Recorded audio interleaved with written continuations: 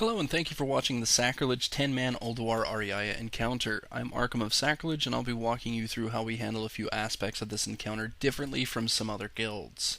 My off-tank is a paladin who's going to be pulling the boss for us. She's stationed in the lower area of the floor ahead of us, waiting for Auriaya to pass by these stairs leading upwards to the boss's left. You're going to see a consecrate right there, and that marks the beginning of the pull. I duck back into this alcove. The boss is going to stroll down those stairs into the consecrate, and they're going to all come up after my off tank. She has line of sight broken so that she does not get pounced. I just taunted the skull. I took the pounce from the skull. It's only one cat. It loses the buff where it has an increase in damage from being near the other cat. So it's easy to survive, easy to heal through. We're going to take out the skull, and when it's nearly dead, I will target the X and prepare to taunt it over. You do have to step out of this alcove in order to make that taunt, because there are a few issues with line of sight if you don't step out.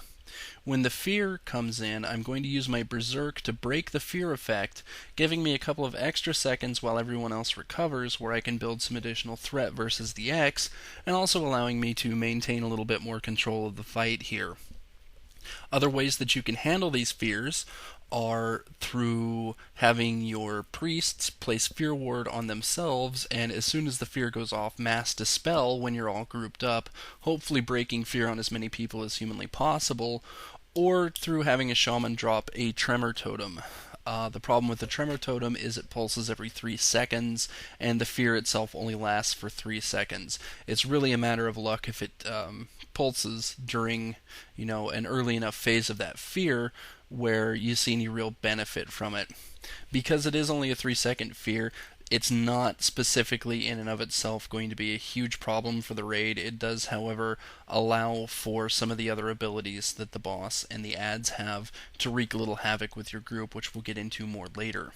You've seen another couple of abilities that the boss has. For example, the Sonic Screech, which is the sort of yellowish rings that come out in front of the boss periodically. It has a fixed damage amount, and I keep myself marked with a green triangle so that I'm easily visible to everyone. They can all bunch up on me. The more people that you have bunched up together in the path of that Sonic Screech, which you just saw again there, the more it mitigates by spreading that damage out between everyone. Now, earlier on in the fight, she summoned in the cat that you just saw resurrect itself and pounce into the group, the Feral Defender. The way that you need to handle the Feral Defender is to have all of your DPS create a macro, a targeting macro, /target Feral Defender. It's imperative that you kill the Feral Defender at least 3 times. Now, you're going to see one of the problems right here. The Feral Defender just pounced me as I was trying to recover from that fear. Because of that, I couldn't move. I had no access to my abilities. I was stunned, and it took me longer to get back to where I could, position in front of the boss like I needed to. In the event that a healer happens to be the one to catch that pounce, that can be pretty detrimental at these earlier phases of this encounter. Now, we've killed the Feral Defender twice, which is why you see these black holes on the ground, these seeping essence zones. They're pretty nasty on 25-man, but with a reasonably geared group, they're not so bad on 10-man. That's the reason that, unlike numerous other guilds, we prefer to keep our seeping essence zones kind of restricted to this one circle over here to the left. We're going to try to kill the Feral Defender for the final time, the 3rd time, approximately where we are now, so we can leave that last seeping essence there. And that opens up the entire circle over to the right to us in order to finish out the encounter. Every time that the Feral Defender has been killed, it's dropped the amount of damage that the cat does. So by this point, when the cat respawns, it's really going to be kind of a non-entity for the rest of the fight. It's not going to do any sort of damage that's going to make or break the encounter. The DPS is going to completely ignore the Feral Defender, and from this point onward, the only time that it's really going to take any damage is through my swipes through the Paladin's Consecration, and through collateral damage from AoE to take out the Swarming Panthers.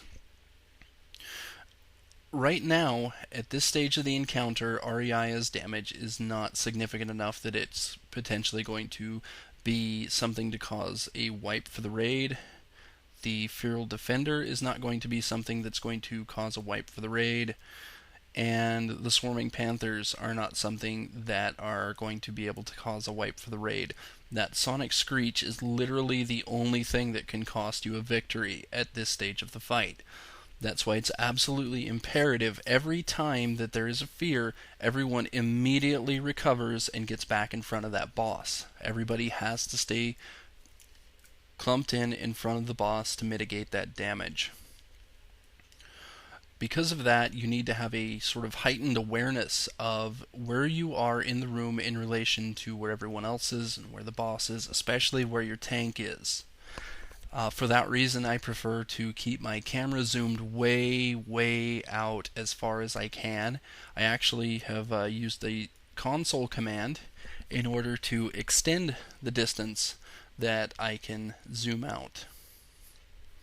It just makes it easier to have a wide open viewing area for any of these encounters. From this point on, basically all we're going to do is continue to recover from fears. We're going to continue to group up to mitigate damage from the Sonic Screech, and we're going to continue to ignore anything that is not Auriaya herself, which will ultimately result in a kill momentarily.